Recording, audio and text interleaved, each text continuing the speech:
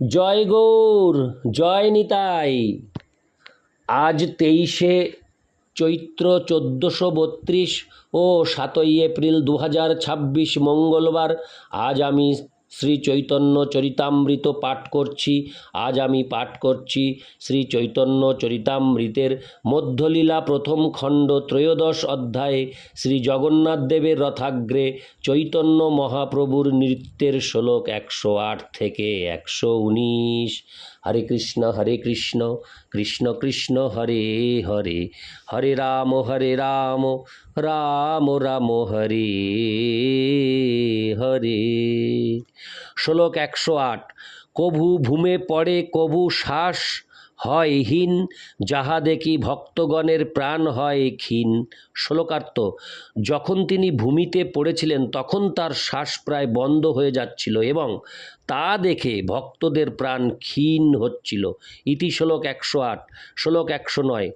কভু নেত্রে নাসায় জল, মুখে পড়ে ফেনো মানে ফেনা, অমৃতের ধারা চন্দ্রবিম্বে বহে যেন। শ্লোকার্থ: কখনো তার চোখ দিয়ে এবং কখনো তার নাক দিয়ে জলের ধারা নির্গত হচ্ছিল এবং তার মুখ দিয়ে ফেনা বেরোচ্ছিল। তা দেখে মনে হচ্ছিল যেন চন্দ্র থেকে অমৃতের ধারা নির্গত হচ্ছে। ইতি শ্লোক 109। শ্লোক 110। সেই ফেনো লঙ্গা শুভানন্দ কইল পান, কৃষ্ণ প্রেমরসিক দেহ মহাভাগ্যবান। শ্লোকার্থ: সেই ফেনা দিয়ে শুভানন্দ পান করলেন, তিনি ছিলেন ভাগ্যবান এবং কৃষ্ণ প্রেমরসের রসিক। ইতি শ্লোক 110। শ্লোক 111। এই মতো তাণ্ডব নৃত্য কইল কতক্ষণ, ভাব বিশেষে প্রভুর প্রবেশিল মন। শ্লোকার্থ: এইভাবে কিছুক্ষণ তাণ্ডব নৃত্য করার পর শ্রী চৈতন্য মহাপ্রভুর হৃদয়ে এক বিশেষ ভাবের উদয় হল। ইতি শ্লোক 111। শ্লোক 112। তাণ্ডব নৃত্য ছাড়ি স্বরূপের আজ্ঞা দিল, হৃদয়ে জানিয়া স্বরূপ গাইতে লাগিল। শ্লোকার্থ: তাণ্ডব নৃত্য ছেড়ে শ্রী চৈতন্য মহাপ্রভু স্বরূপ দামোদরকে গান গাইতে আদেশ দিলেন এবং শ্রী চৈতন্য মহাপ্রভুর হৃদয়ের ভাব জেনে স্বরূপ দামোদর গাইতে লাগলেন। ইতি শ্লোক 112। শ্লোক 113। সেই তো পরাণনাথ পাইনু, যাহা লাগি মদন দহনে ঝুরি গেনু। শ্লোকার্থ: এখন আমি আমার প্রাণনাথকে পেয়েছি, যার বিরহে আমি মদন দহনে দগ্ধ হয়ে শুকিয়ে যাচ্ছিলাম। তাৎপর্য: এই গানটিতে সূর্যগ্রহণ উপলক্ষে কুরুক্ষেত্রে কৃষ্ণের সঙ্গে শ্রীমতী রাধারানীর সাক্ষাতের কাহিনী বর্ণিত হয়েছে। বহুদিনের বিচ্ছেদের পর কুরুক্ষেত্রে শ্রীকৃষ্ণকে পেয়ে রাধারানীর মনে হয়েছিল, আমি আমার প্রাণনাথকে আবার ফিরে পেয়েছি। তার বিরহে আমি মদন দহনে দগ্ধ হয়ে শুকিয়ে যাচ্ছিলাম। আমি এখন আমার জীবন ফিরে পেয়েছি। ইতি শ্লোক 113। শ্লোক 114। এই ধুয়া উচ্চৈঃস্বরে গায়ে দামোদর, আনন্দে মধুর নৃত্য করেন ঈশ্বর। শ্লোকার্থ: স্বরূপ দামোদর উচ্চস্বরে এই ধোঁয়াটি গাইছিলেন এবং শ্রী চৈতন্য মহাপ্রভু আনন্দে মধুরভাবে নৃত্য করছিলেন। ইতি শ্লোক 114। শ্লোক 115। ধীরে ধীরে জগন্নাথ করেন গমন, আগে নৃত্য করি চলেন শচীর নন্দন। শ্লোকার্থ: ধীরে ধীরে শ্রী জগন্নাথ দেব এগিয়ে চললেন আর শচীনন্দন শ্রী গৌরহরি তার আগে আগে নৃত্য করতে লাগলেন। ইতি শ্লোক 115। শ্লোক 116। জগন্নাথে নেত্র দিয়া সবে নাচে গায়, কীর্তনিয়া সহ প্রভু পাছে পাছে যায়। শ্লোকার্থ: শ্রী জগন্নাথের দিকে তাকিয়ে সমস্ত ভক্তরা নাচছিলেন এবং গান গাইছিলেন আর শ্রী চৈতন্য মহাপ্রভু কীর্তনিয়াদের সঙ্গে পিছনে পিছনে যাচ্ছিলেন। ইতি শ্লোক 116। শ্লোক 117। জগন্নাথে মগ্ন প্রভুর নয়ন হৃদয়, শ্রীহস্ত যুগে করে গীতের অভিনয়। শ্লোকার্থ। শ্রী চৈতন্য মহাপ্রভুর নয়ন এবং হৃদয় জগন্নাথে মগ্ন ছিল এবং তিনি তার হাতের ভঙ্গিতে সেই গীতের অভিনয় করছিলেন। ইতি শ্লোক 117। শ্লোক 118। গৌর যদি পাছে চলে শ্যাম হয় স্থিরে, গৌর আগে চলে শ্যাম চলে ধীরে ধীরে।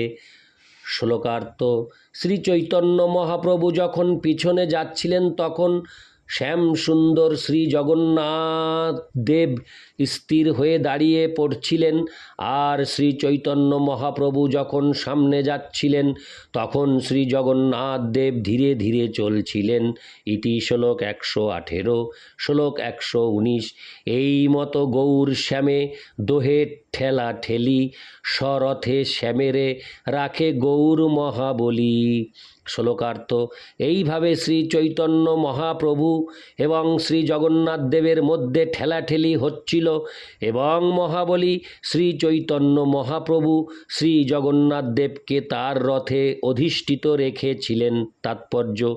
বৃন্দাবনে ব্রজ গোপিকাদের ছেড়ে নন্দনন্দন শ্রীকৃষ্ণ তার দ্বারকা লীলা বিলাস করতে গিয়েছিলেন। শ্রীকৃষ্ণ যখন বলদেব ও সুভদ্রা সহ দ্বারকায় যান তখন ব্রজবাসীদের সঙ্গে পুনরায় তার সাক্ষাৎ হয়। শ্রী চৈতন্য মহাপ্রভু হচ্ছেন রাধা ভাব দ্যুতি সুবলিত, অর্থাৎ শ্রীমতী রাধারানীর ভাব এবং অঙ্গকান্তি সমন্বিত শ্রীকৃষ্ণ স্বয়ং। শ্রী জগন্নাথ দেব হচ্ছেন কৃষ্ণ আর শ্রী চৈতন্য মহাপ্রভু হচ্ছেন শ্রীমতী রাধারানী। শ্রী চৈতন্য মহাপ্রভু শ্রী জগন্নাথ দেবকে গুন্ডিচা মন্দিরে নিয়ে যাওয়া এবং শ্রীমতী রাধারানী কৃষ্ণকে বৃন্দাবনে নিয়ে যাওয়ার লীলা। শ্রীক্ষেত্র জগন্নাথপুরী হচ্ছে হরে কৃষ্ণ। শ্রীক্ষেত্র জগন্নাথপুরী হচ্ছে দ্বারকাপুরী।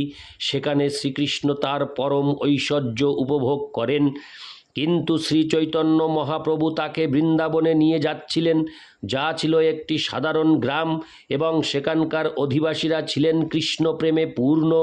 শ্রীক্ষেত্র ঐশ্বর্য লীলার স্থান এবং বৃন্দাবন মাধুর্য লীলার স্থান। শ্রী চৈতন্য মহাপ্রভুর রথকে পিছনে ফেলে চলে যাওয়া সূচিত করছিল যে জগন্নাথ দেব কৃষ্ণ ব্রজবাসীদের ভুলে গেছেন। কৃষ্ণ যদিও ব্রজবাসীদের এড়িয়ে যাচ্ছিলেন, কিন্তু তবুও তিনি তাদের ভুলে যেতে পারেননি।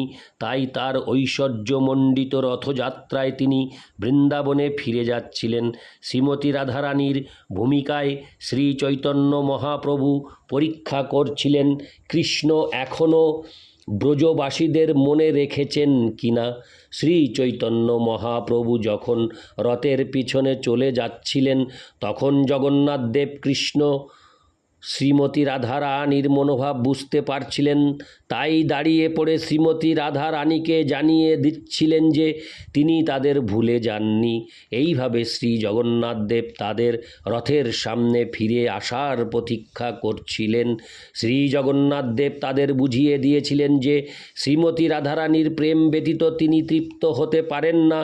এইভাবে শ্রী জগন্নাথ দেব যখন দাঁড়িয়ে পড়ছিলেন তখন শ্রীমতী রাধারানীর ভাব সমন্বিত গৌর সুন্দর শ্রী চৈতন্য মহাপ্রভু শ্রীকৃষ্ণের সামনে আসছিলেন।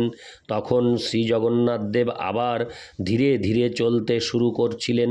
এটি ছিল শ্রীমতী রাধারানীর সঙ্গে শ্রীকৃষ্ণের প্রেমের প্রতিযোগিতা। এই প্রতিযোগিতায় রাধারানীর ভাব সমন্বিত শ্রী চৈতন্য মহাপ্রভুর জয় হয়েছিল। ইতি শ্লোক 119।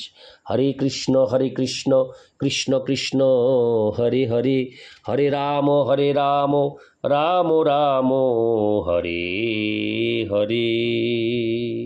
জয় গৌর, জয় নিতাই।